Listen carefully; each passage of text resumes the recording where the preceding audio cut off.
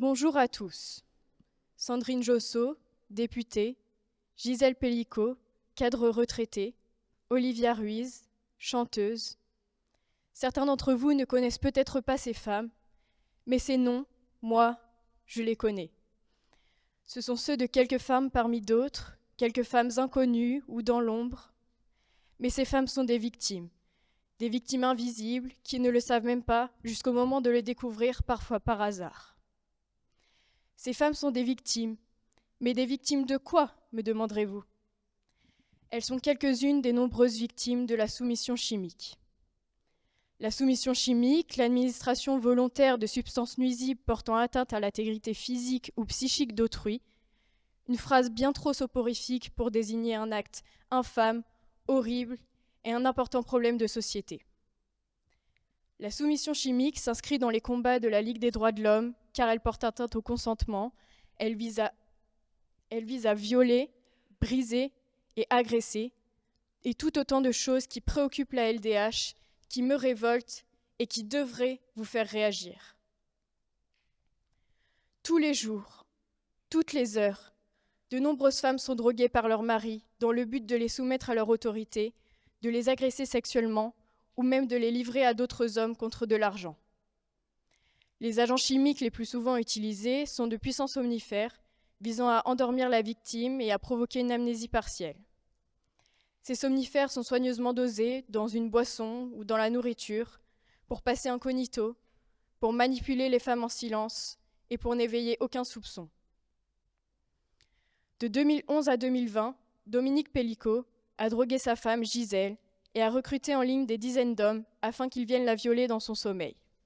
50, c'est le nombre d'hommes qui ont été jugés pour avoir violé cette femme.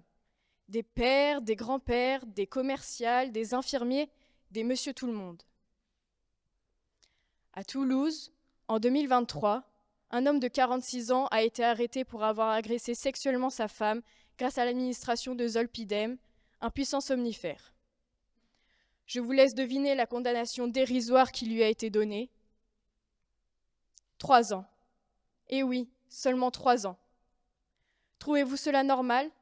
Est-il normal de se demander si notre boulanger ou notre collègue est un violeur ? Est-il normal de devoir se méfier quand votre conjoint vous prépare un thé ? Non, ce n'est pas normal et vous devez réagir. Notre collègue ou notre camarade est-il un violeur ?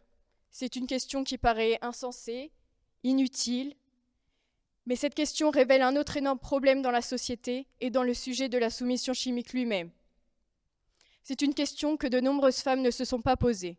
Pourtant, dans la moitié des cas, l'auteur de cet acte est connu de la victime et donc peut-être un collègue ou un camarade. Eh oui, un camarade. Cela vous choque peut-être. Pourtant, 50% des victimes ont moins de 24 ans et donc sont des lycéens, des étudiants comme vous, comme moi.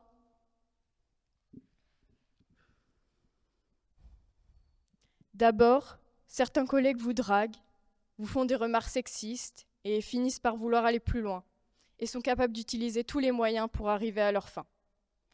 Et ce sujet est encore plus préoccupant quand la soumission chimique s'invite dans les institutions de l'État. Et oui, même l'Assemblée nationale et le Sénat sont concernés. Le 14 novembre 2023, il y a 1 an et demi, Sandrine Josso, députée, se rendait au domicile de Joël Guerriau, sénateur, pour fêter sa réélection. Le lendemain, ses analyses révéleront une forte dose d'ecstasy dans son sang. Et oui, vous le voyez venir, elle accuse le sénateur de l'avoir drogué à des fins sexuelles. J'ai cru mourir. J'avais l'impression de faire une crise cardiaque. Je n'ai pas compris ce qu'il m'arrivait. Ce sont les paroles de Sandrine Josso quelques mois après cette soirée.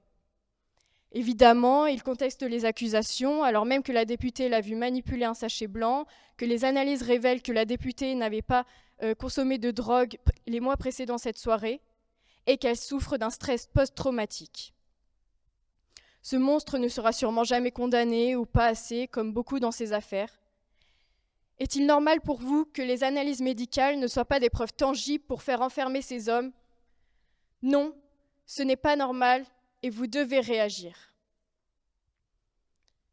Aimez-vous faire la fête, aller au bar, en boîte de nuit.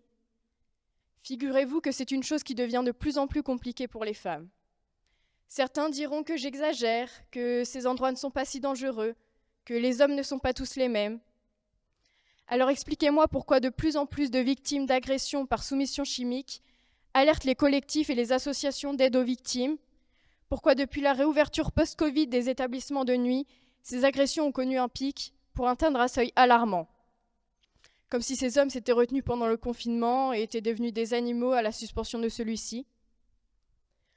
En 2022, 1300 cas d'agressions sexuelles facilitées par les substances ont été recensés. Mais la pandémie n'est pas une excuse, bien sûr. Ces hommes étaient des monstres bien avant celle-ci. Seule la libération de la parole a permis l'arrivée de statistiques. Olivia Ruiz, chanteuse et actrice française, a subi une soumission chimique durant l'une de ses tournées. Le pire dans cette histoire est qu'elle s'estime chanceuse que cette tentative d'agression sexuelle ne soit restée qu'une tentative. Trouvez-vous cela normal que les femmes doivent s'estimer chanceuses de ne pas avoir été violées, mais seulement droguées à leur insu? Non, ce n'est pas normal et vous devez réagir. La soumission chimique est un fléau bien plus répandu qu'on ne le pense et a gâché la vie d'un nombre de femmes beaucoup trop important pour rester les bras croisés. Les femmes doivent être mises au courant du danger qui tourne autour d'elles, elles doivent être informées des symptômes, les médecins doivent être sensibilisés, équipés, et le gouvernement doit agir, tout comme vous devez réagir. Protégez et surveillez vos amis, vos sœurs, vos copines et toutes les femmes qui vous entourent, car oui, ce sujet concerne tout le monde. Et peut-être qu'un jour, nous vous ferons confiance lorsque vous nous tendrez un verre. Merci de m'avoir écouté.